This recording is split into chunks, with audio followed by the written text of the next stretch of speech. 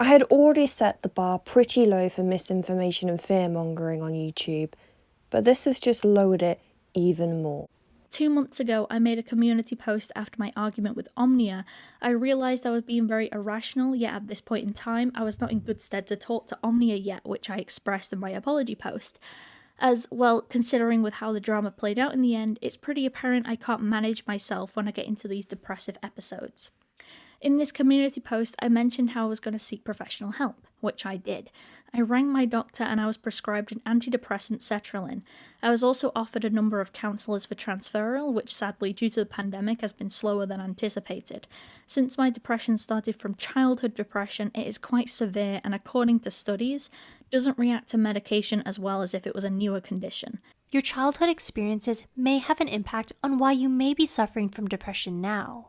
People who become depressed at a young age tend to experience more severe symptoms and are less receptive to treatment because of how long they've gone without help.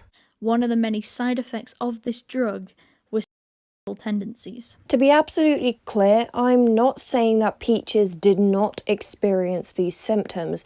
I have a problem in the way that she framed the symptomology of antidepressant side effects. One of the many side effects of this drug? Don't you mean a rare side effect of this drug? I noticed that Peaches, you used a screenshot of a link to a web page in Google to the NHS website. But if you actually click on the article and read it, the NHS Knowledge Service states that this reliable and extensive research found an overall trend for any antidepressant treatment to reduce the risk of in people aged 25 years or above.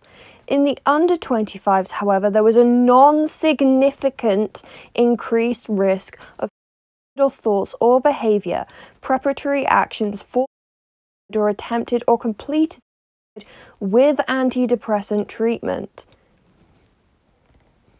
The findings were not significant. Why are you using this study? If you experienced the rare side effect in which this occurred in you, it is important that you state it is a rare side effect.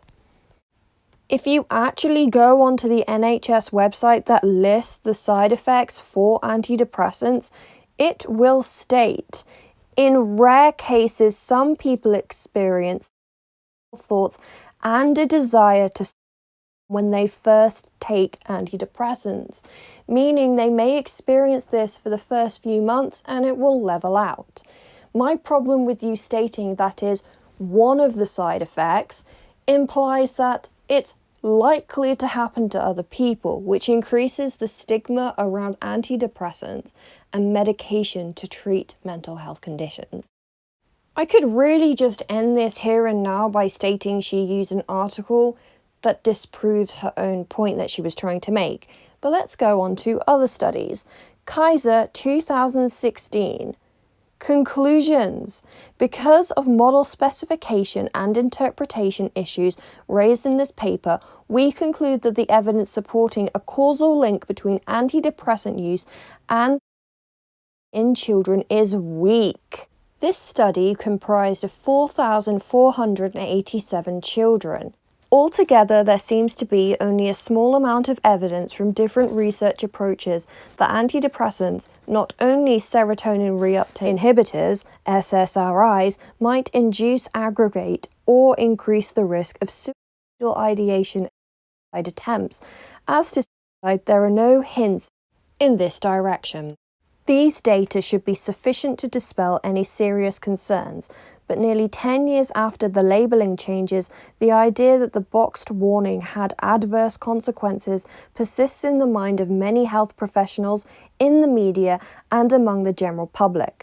Because of thousands of data sources, geographic areas, timeframes, and outcome measures that can be examined, continued pursuit of this question will probably provide additional examples that achieve little beyond reinforcing concerns about something that did not happen. Chick, 2004. Conclusions. The risk of behaviour after starting antidepressant treatment is similar among users of, oh my god, I'm about to butcher all of these names, amitriptyline, fluoxetine, and paroxetine compared with the risk among users of dothiepin. The risk of suicidal behaviour is increased in the first month after starting antidepressants, especially during the first 1 to 9 days. A possible small increase in risk bordering statistical significance among those starting the newest antidepressant, paroxetine, is of a magnitude that could readily be due to uncontrolled confounding by severity of depression. Based on limited information, we could also conclude that there is no substantial difference in effect of the 4 drugs on people aged 10 to 19 years. So the data that we have actually disproves this idea. It's important for companies, manufacturers, and GPs to be completely transparent with any possible side effect, no matter how rare it is, because that is a legal obligation. There could be a drug that every single person on the planet has taken, except one person takes it and their pee turns pink. And so the manufacturer has to put on the label that there is a possible side effect that your pee can turn pink, despite only one person experiencing it, because they have to be transparent with it. However, the NHS website is sure enough to reiterate that it is a rare symptom of antidepressants to experience such behaviours and thoughts, because they don't want to stigmatise the medication, because medication can save lives.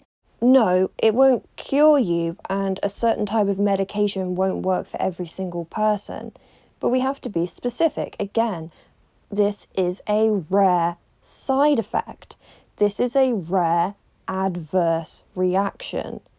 When you make the statement that it is one of the many side effects, you stigmatize the medication, and one of your, at the time of posting the video, 83.9k subscribers could hear that and think, oh, that can happen if you take antidepressants. Maybe I really shouldn't ask my GP about it, or maybe I should come off of them if it's going to cause that. I'm worried.